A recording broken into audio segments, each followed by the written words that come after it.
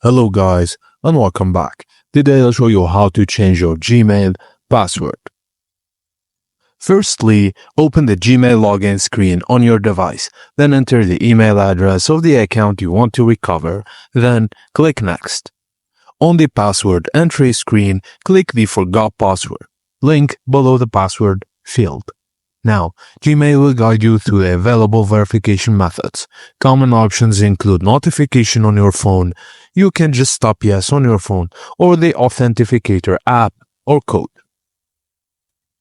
You can click on Try Another Way at the bottom to try verifying using a recovery phone number.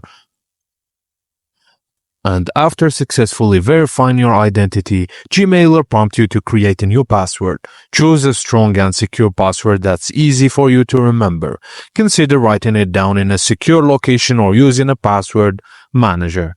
And that's it, guys. Thank you for watching, and please don't forget to like and subscribe for more.